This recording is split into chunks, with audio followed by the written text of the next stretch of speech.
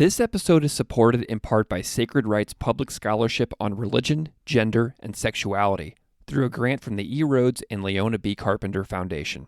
You can find Sacred Wrights online at sacred-rights.org and the Carpenter Foundation at carpenterfoundation.us. Welcome to Classical Ideas.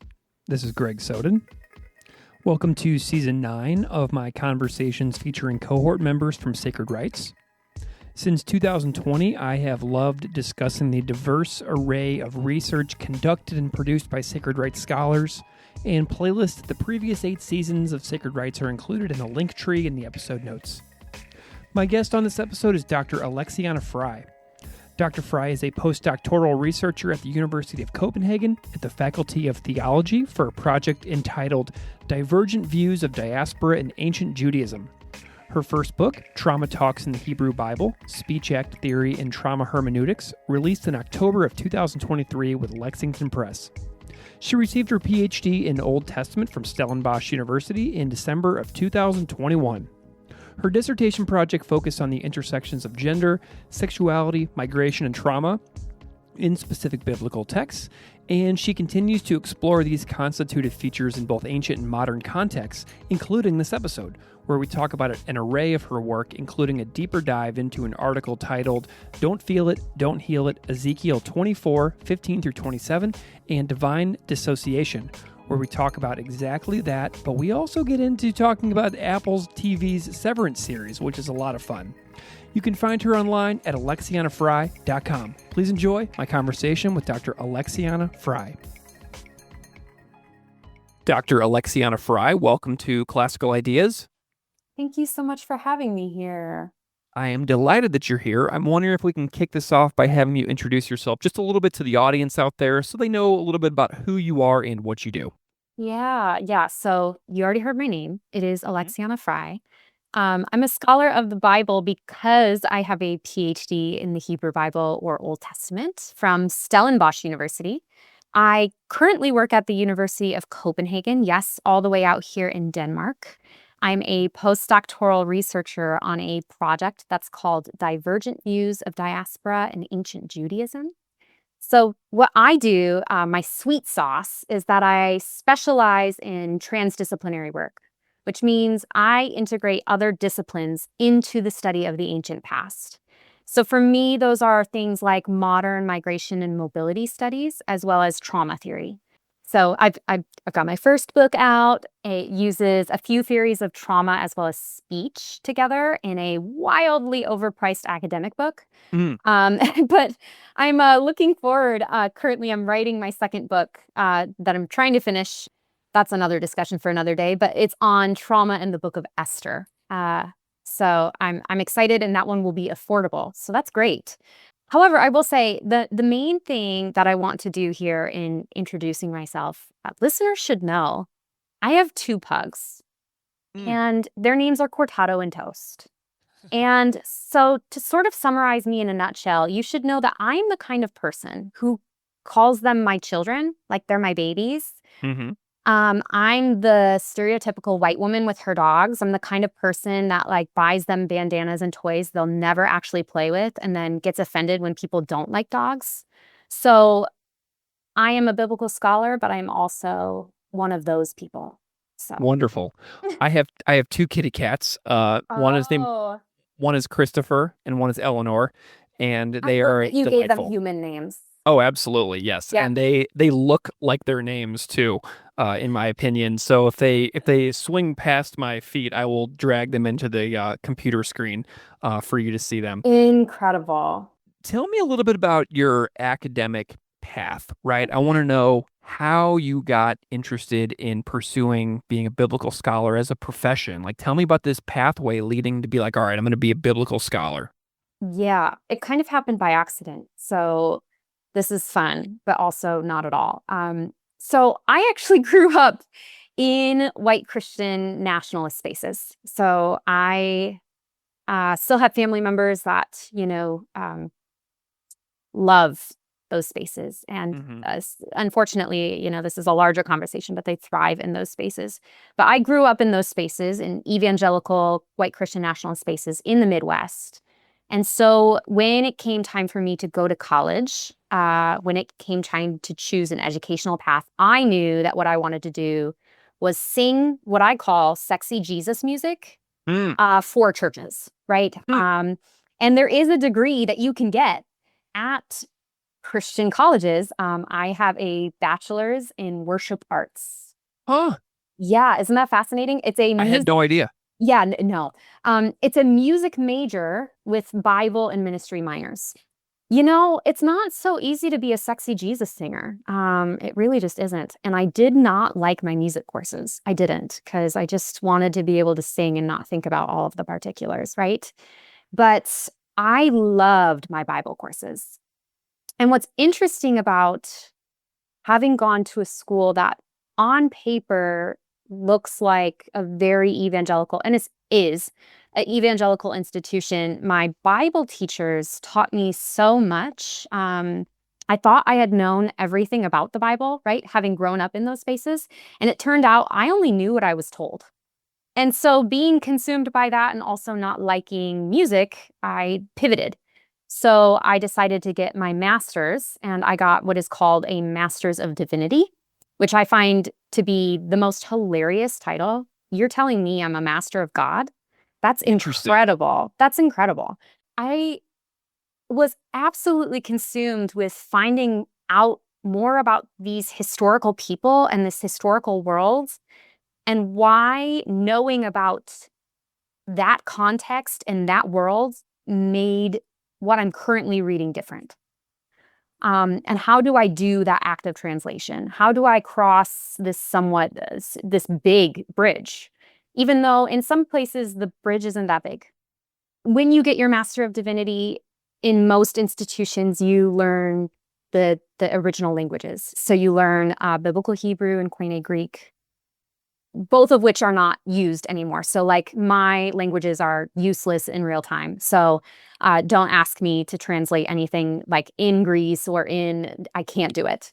But what was so fascinating for me was when I learned the biblical languages and I could read these texts, I was finding out in real time that translators make a lot of decisions for their readers. And those decisions are extremely political and they're extremely ideological. I had no idea. And there I was faced with my own decisions to make in translation. And that began my journey of backsliding. Anyways, I'll speed this up now. I will say this. I had incredible teachers during my master's program who they never pushed me to believe the same things that they did, but they asked questions.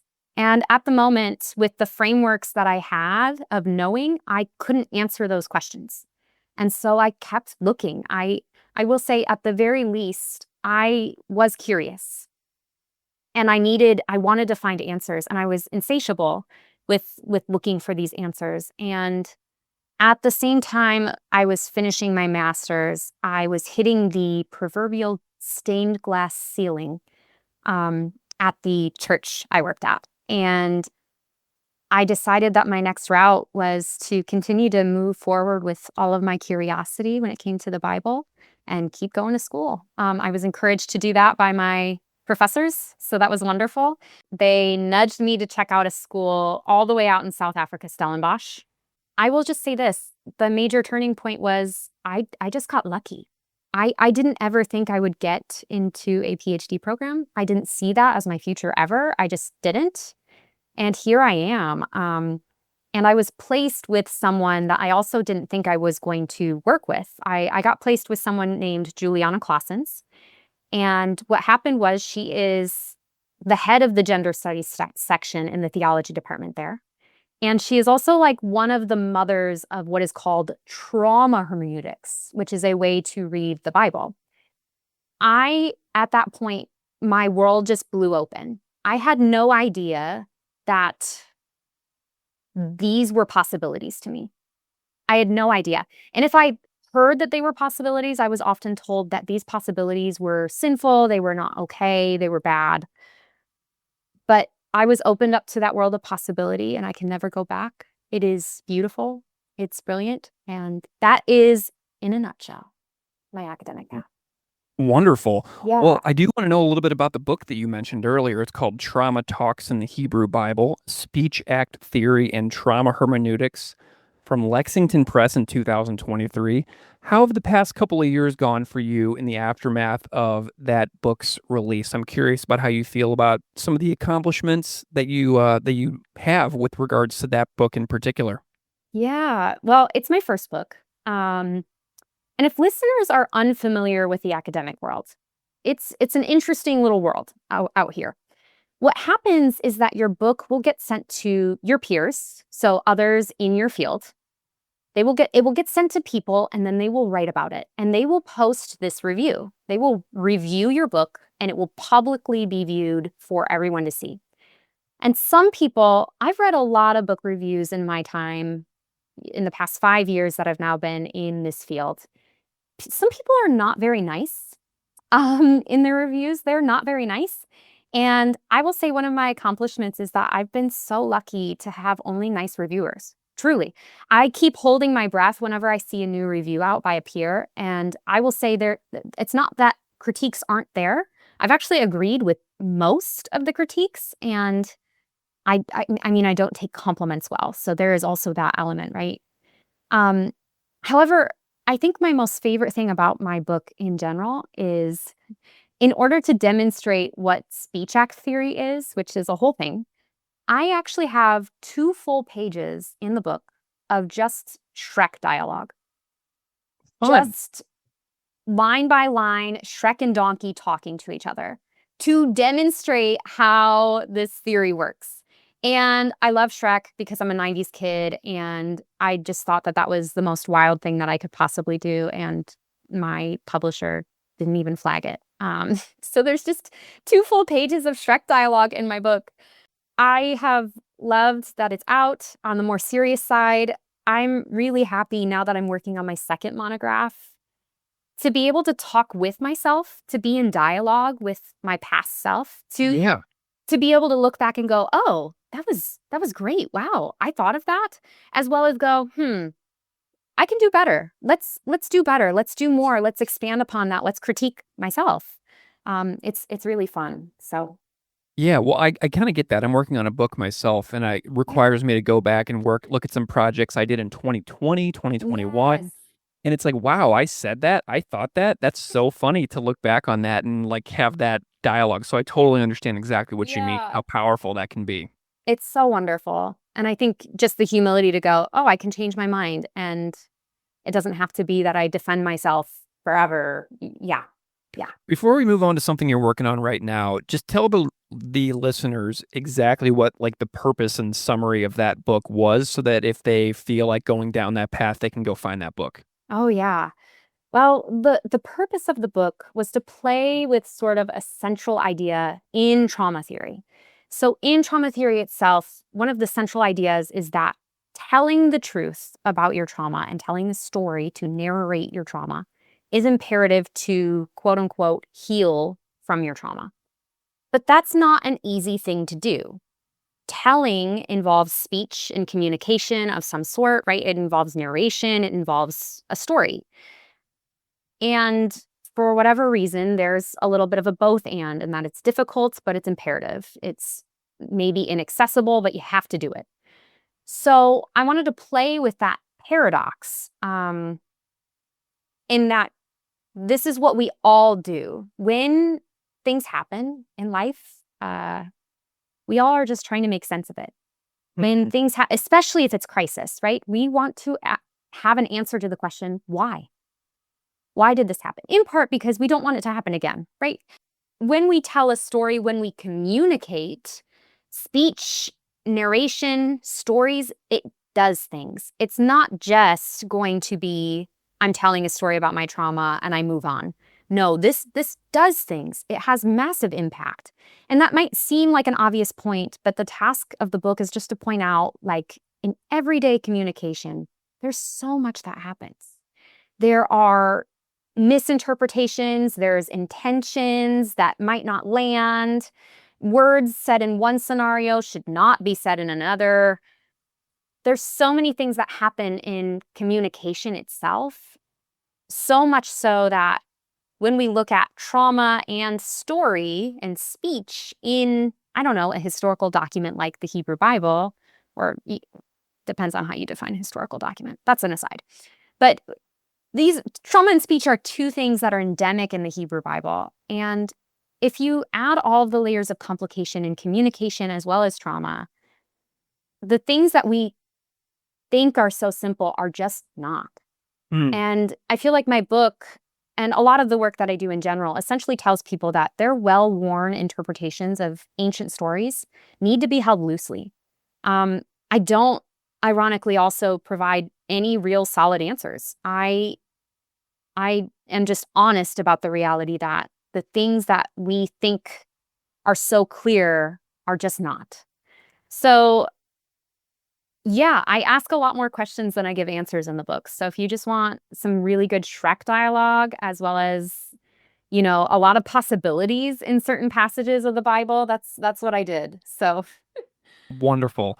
Let's jump into a project you're working on now. Yeah. You sent me a reading called Don't Feel It, Don't Heal It, Ezekiel 24:15 through 27, and Divine Dissociation. Yeah. Can you tell me a little bit about, well, actually, can you summarize Ezekiel 24:15 through 27 for listeners so they have a little bit of context for where we go now? Yeah, so fun. But not fun at all. Yeah, well, Fun, not fun. it's horrible, actually. It's really bad. It's I mean, I work on trauma, so it's fun for me, I guess, in a sadistic way. So Ezekiel 24, verses 15 through 27 is a passage where the deity tells the prophet Ezekiel that he is going to, quote, take away the delight of his eyes.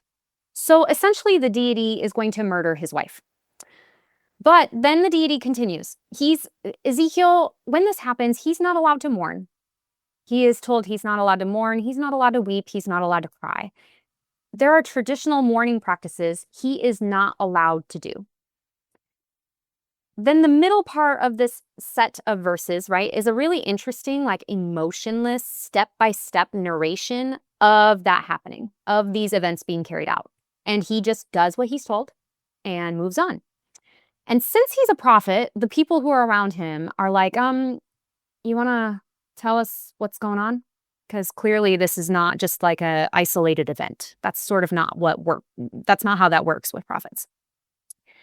Now, for some context, Ezekiel is currently at the moment with people in Babylon near a place called the River Kebar or the Canal Kebar. They have been exiled from Jerusalem.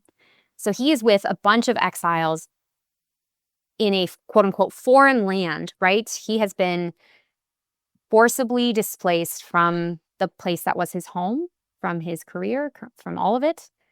But as a reminder, not everyone was exiled. And at that time, the temple was actually still standing. So Ezekiel then tells them that the meaning of his wife being murdered and him basically doing nothing traditional in the wake of it, instead he puts on his headdress and his sandals, which we'll talk about, is that the people should know that the temple and others in Jerusalem, could be even your family members, they're all going to die. And that when that happens, they should do the same thing that he does. And that is the passage. Okay. Isn't that Great. wonderful? Yeah. Quite wonderful. Well, it's a wonderful overview for listeners too, because it is asking a lot to have listeners who turn on a random podcast on their commute to go and have a familiarity with Ezekiel 24 before listening to a conversation with a biblical scholar on the podcast. Yeah. So I appreciate the summation. What are some typical reactions or coping mechanisms in trauma's language to stressors in the Bible? Yeah. In general, the traditional take on what are reactions or even coping mechanisms in trauma we all kind of know a few of them. So the traditional take on these things is through alliteration, actually. Most people know the terms fight, flight, and freeze. I think a lot of us were told at least those things. They've added 2 others through the years. They've added fawn, which is like an appeaser, and they've added flop, which is like a more extreme version of freeze, actually. So presentations of, and these are just general categories, okay? Each of these generalized states are going to look different in people, right? Flight might all look like we're running from something, right? But flight can also take different presentations. And so to assume that flight looks like only one thing, we just have to recognize that it's going to look different based on somebody's body, based on the situation, based on culture even. So all said, your body is going to, when encountering a stressor, move on a spectrum between these hyper and hypo arousals when they face stress. My favorite thing to bring up is like the meme that you see online of like, why did adrenaline course through my veins when I opened up this email? That's natural, actually. You're facing a stressor. It's not trauma. You're facing a stressor. You're stressed, and so your adrenaline's kicking in. Your body is doing what it naturally does. It's adapting. This is what we do when we're trying to survive. What I want to restate, though, is that typically people will diagnose trauma when these adaptations become stuck, and when they become maladaptive. So they're impeding everyday life. So I would caution even on calling things adaptations and maladaptations. There are some things that I would say Western psychology calls maladaptations that are not at all maladaptations. And I think we'll talk a little bit about that as we continue to go on, because it's a lot more complicated than this binary, this is good and this is bad. It's a lot more complicated than that. And again, presents itself differently based on culture, based on situation, based on so many features. And so I would also say that the last F for trauma and reactions is one that we should hold as fluid. There it is. Yeah. So Excellent. Fancy. We can add that one to the list. There it is. Yes. Tell me, so the title of the piece has the word dissociation in that. Tell me about dissociation. Yes. So dissociation, most would say that dissociation is part of the freeze response. So one is shutting down or freezing awareness of the present moment, maybe of oneself and one's body.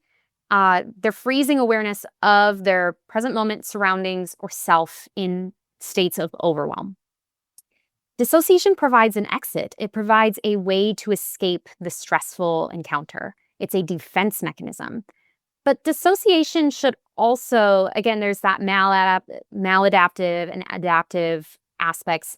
Dissociation itself is also on a type of spectrum.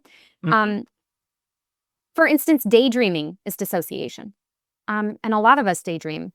But also, so is dissociative identity disorder, which is formally known as multiple personality disorder. So if someone can understand, like there's multiple forms of a person in one person, you're splitting, right? That's a form of dissociation. So there is a spectrum of severity when it comes to dissociation itself. Dissociation is a form of cognitive avoidance. So when we think of dissociation, we also conjure up words like repression. Repression is an unconscious thing. And suppression, which suppression is actually a very conscious movement.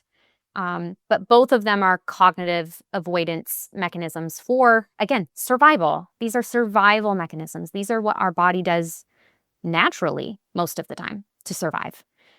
But dissociation and really all of the adaptations are meant to be temporary. They're supposed to be something that once the quote unquote event is over, we go back to a state of regulation.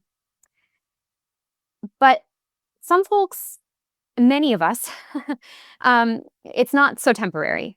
And it's not so easy to just bury trauma. Trauma can't be buried. It will be felt. It will be enacted, whether you know it or not. One cannot dissociate without consequence to some degree. And I'll add here that just like I've shared, it sounds like I'm talking about dissociative and it's mainly maladaptive, right? But consider that maybe trauma is not something that is only a singular event. This isn't just something that happens and then, I can go back to normal, right? What if trauma is something that is structural? What if trauma is something that is insidious? What if when we think about PTSD, which is post-traumatic stress disorder, what if the trauma is not post, but persistent? What if that P is not post, but persistent? So this is a reminder that so often we pathologize folks who are suffering with trauma because we have not acknowledged that we are asking them to regulate, to become adjusted to a system that harms them instead of stopping the system that harms them. So what is sick is not the person. What is sick is the system. What is sick is the thing that hurts them. So why would they want to remain connected to that system, to what we call normal, right? What is sick is not them, it's the systems. So dissociation for some folks, even though it persists, it's sadly one of the only ways that folks can survive. It's highly adaptive. Some folks are often counting the cost of dissociation against what it means to stay connected to such harm. And the cost is high regardless, but dissociation does provide relief. So it's complicated, right? We got a dissociation, all of it is complicated. It means a lot more than just good or bad. Yeah, in the piece, you do a really nice job, too, of talking about some scholarly interpretations of Ezekiel 24. I'm curious if you'd like to just mention any of your favorite or most important interpretations for the listeners out there so they can see how other scholars beyond you have interpreted what this piece does. Yeah, so there's really not very many places in the biblical text where they are told, you can't do that. Well, you can't mourn. They're told a lot of things that they can't do. But they're told not very many times. There's another instance in Jeremiah 16, which Jeremiah is another prophet. The prophet in Jeremiah 16 is told that he is not allowed to mourn because the deity has taken away his peace from the people. So in this instance, right, not being able to mourn is explicitly punishment. However, in Ezekiel, we have a lot of different interpretations of this passage. Some have argued that Ezekiel, because he's a priest, he isn't actually allowed to mourn, period. Priests were forbidden to, Zadokite priests were forbidden to come in contact with the dead unless they were blood relatives. The assumption here then is that Ezekiel's wife is not a blood relative, right?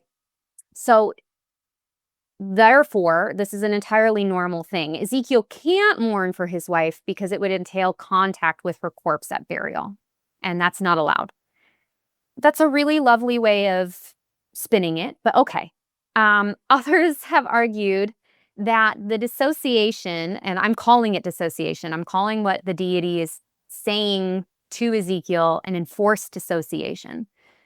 Others have argued that what is happening in this text is not a bad thing. It's a really, really good thing because they're not supposed to cry, they're not supposed to mourn, but they are putting on a headdress and sandals, which can be interpreted as they are not mourning, but they're getting prepared for a marital ritual, a marriage ritual.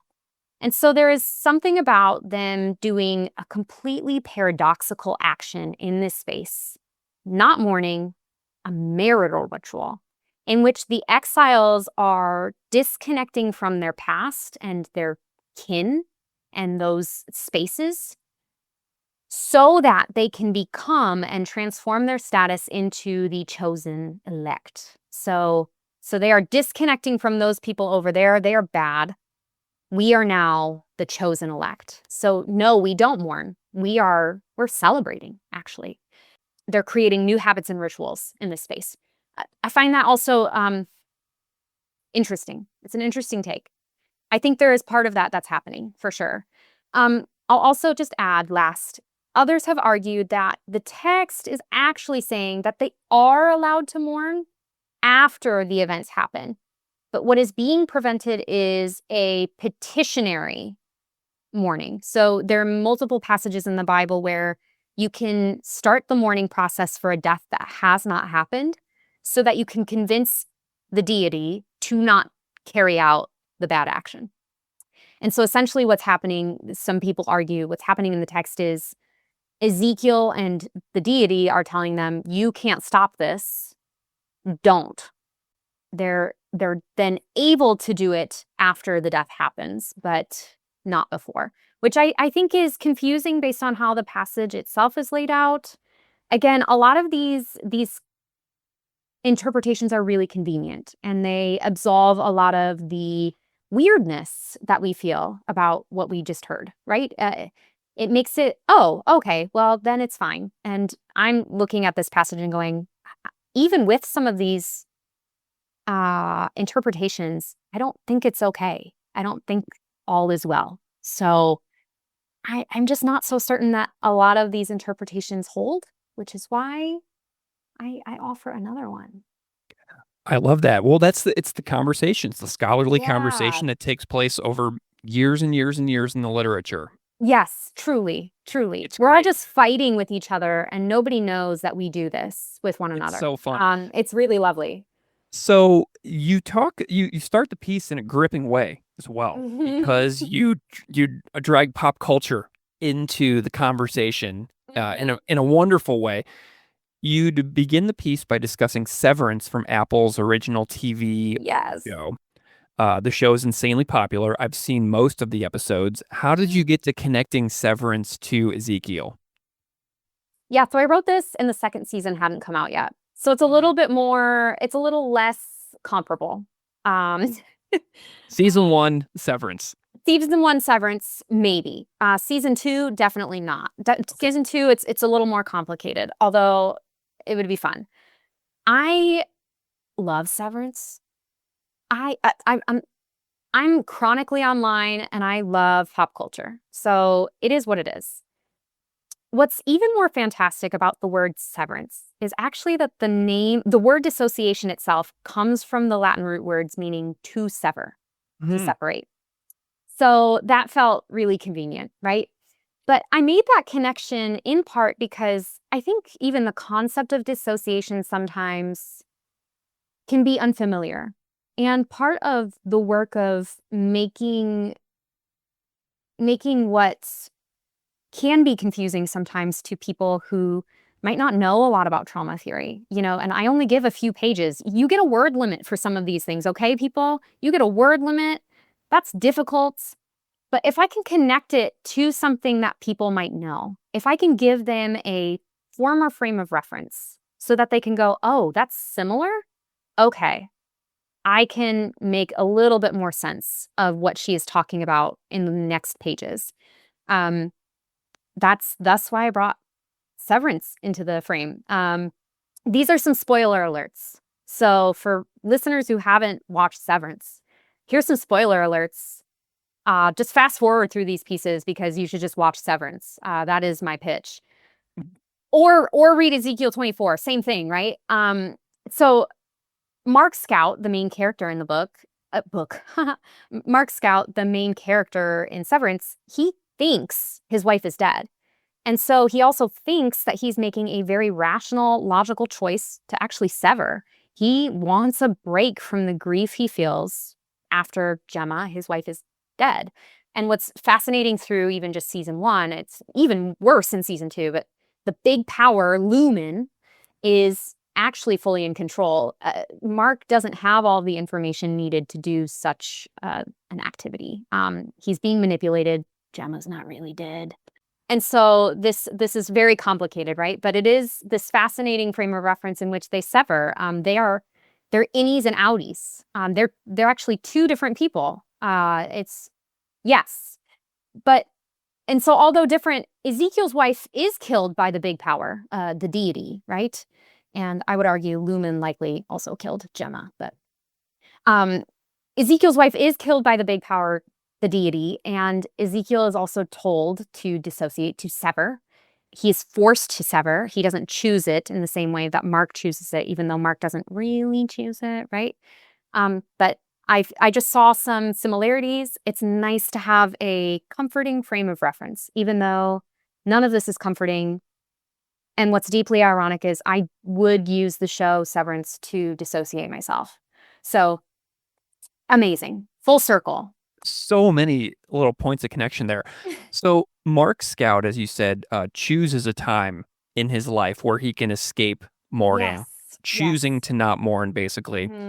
Ezekiel features an act of not mourning. I'm wondering if there's like a biblical purpose for not mourning a loss. If I'm reading that improperly or anything like that, feel free to correct me as well. So, we've talked about some of the popular interpretations. And what's interesting is when other scholars have just used the word dissociation, they have actually talked about how there is a level in which the deity is telling them to sever, to separate, to distinguish themselves from the people back in Jerusalem, from the dirty temple, right? They are different. They are severing their connections. And so there is kind of a purpose in that, right? However, I would argue that not only is the passage depicting this enforced dissociation for that purpose, but it's also depicting dissociation on so many levels. The point of the passage, I think, is the dissociation we see. The point of the passage is the impact of trauma. And I think that as we attempt to try to make sense of what did we just read and why, I think part of it is we ourselves are cut off. We're severed from meaning. They're severed from meaning. They're severed from themselves. They're severed from their family. They're severed from their homeland. They're severed from everything that gave them identity in order to get a new identity to some degree. But it's just not as simple. And, one could see, and that was one of the explanations, right? One could see that this was an explanation of things that occurred, and they're trying to make sense of their trauma, and this is what they came up with. This is the story. They're attempting to cope, and maybe the marital ritual that we see is a way where they see hope in the midst of loss. And there's a level of application here. Why would the exiles want that kind of world? The world seems sick. What just happened to us? What's happening to our families? What just happened to my wife, right? But I think we have to remember the text itself is depicting that this is an enforced suppression of mourning, which eventually becomes these people's suppression. It becomes unconscious later, right? There are many severances happening here to the point where, this is Ezekiel chapter 24. We have tons more in the book, right? This is not where the book itself ends. The rest of the book of Ezekiel, as the text goes on, he eventually gets transported up into another vision, and he never returns.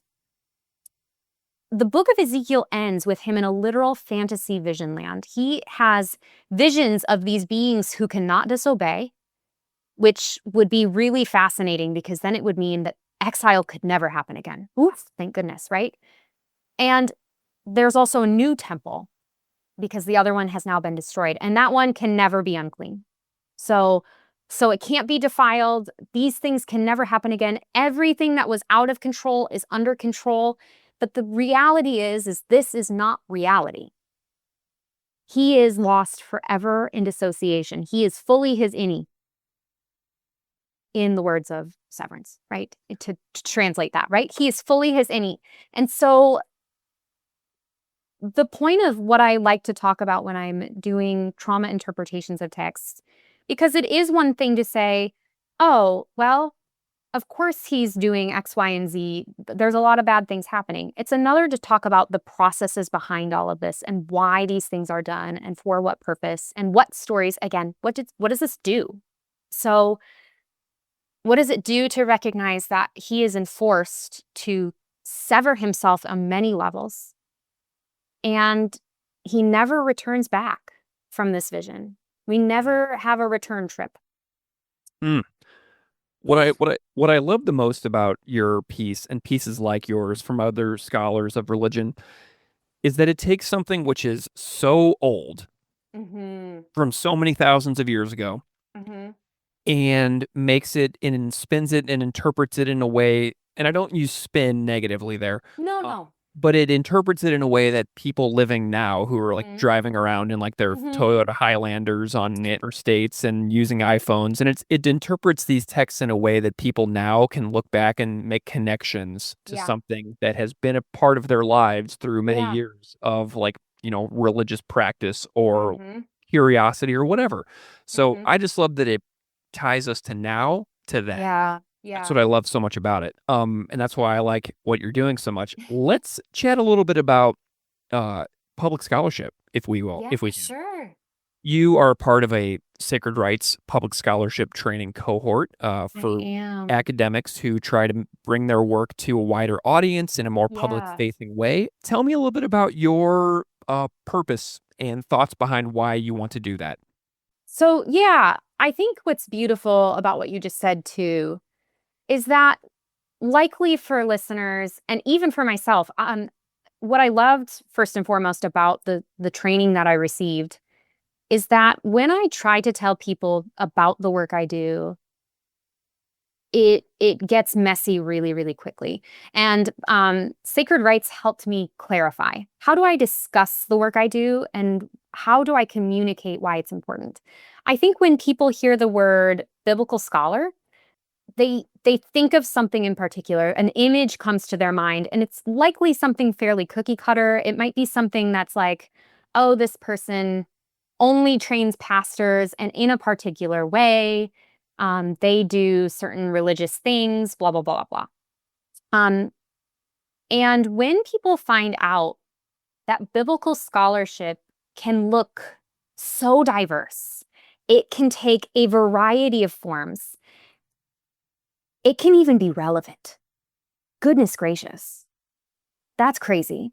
I don't like the word crazy, but it can even be relevant. And I think what's important to remember is that when we think about researchers of the Bible as doing historical work, we're dealing with a group of people who were writing stories to make sense of the reality around them, as well as to shape the reality around them.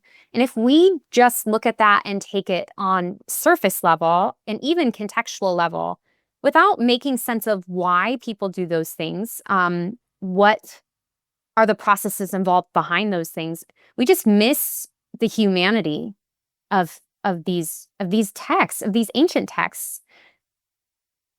And so I'm interested in a lot of the work I do in part because all humans resonate with the reality that we are all trying to make sense of our experiences, and we're all just sharing stories with one another, and stories do things, right? Wild. Yeah. How we make sense of our experiences may vary, and the Bible, while it is sacred to a lot of communities, it's a very human document. And for me, public scholarship and explaining the work that I do is so imperative, in part because that cookie cutter image of biblical scholarship is there because biblical texts have been wielded and weaponized in a lot of ways in our society, and most of the time not for good. In a world, I'm very disinterested. A lot of some of the grief I get from sharing some of my work is, well, why do we even have to do that? Why do we even have to relook at these texts? What's the point of doing that? Can't we just look at these as fairy tales and throw them out, right? That might be easy and simple for someone to say, but for other people, these are really meaningful. And I think even if we look at them as just stories themselves, human stories, we can connect. We can connect with Mark Scout, who is so, so, so grieved that he needs a break from his reality. So much so that he undergoes a surgical process to become another person for most of the hours of the day, right? How is that a story as old as time, right? The Bible isn't going anywhere, even though people don't want it to be in our world. The Bible has done a lot of things. I would like to show people that there is access to different and better choices as to how we might be able to ethically handle these sacred words. They have options. There's options because humans are much more than one thing. We are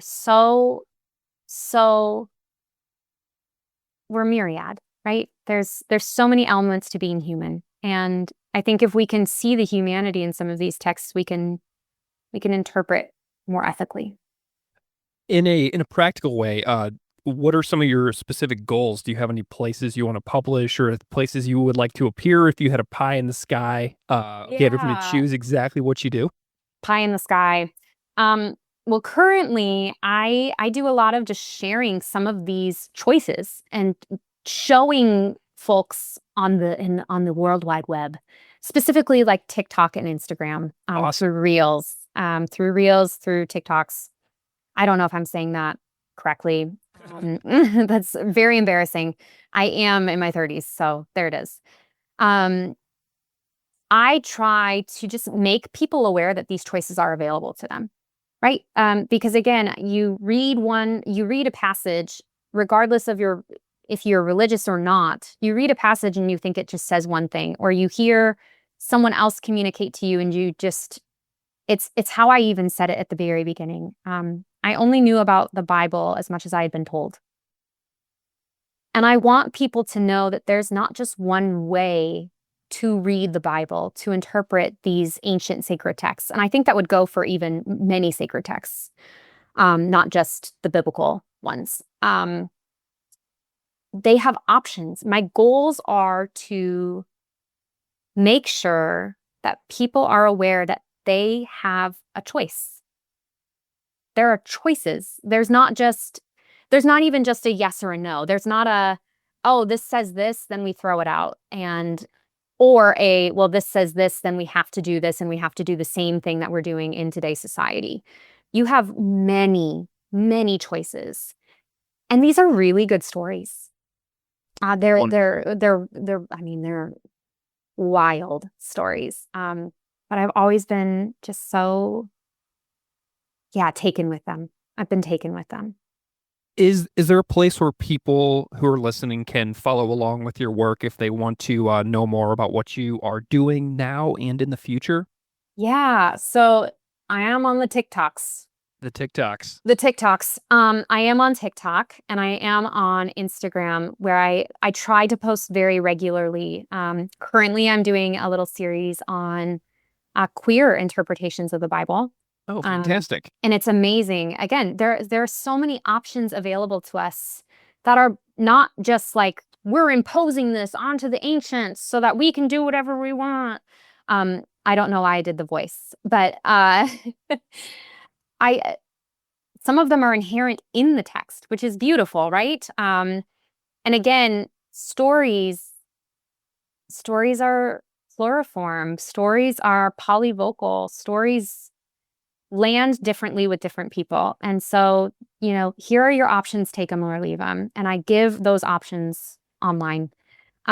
Just generally, I also have a wonderful little website that I also try to keep very updated. So my website is my name, alexianafry.com. Wonderful. Yeah. Well, Dr. Alexiana Fry, what a wonderful conversation. Such a great overview of trauma, terms that matter, Ezekiel chapter 24, some pop culture with some severance conversation, a little bit of public scholarship, goals and ideas. What a delight. Thank you so much for coming on Classical Ideas to talk to me about your work and your interests. It means a lot. Thank you for having me. It's fun to talk about it.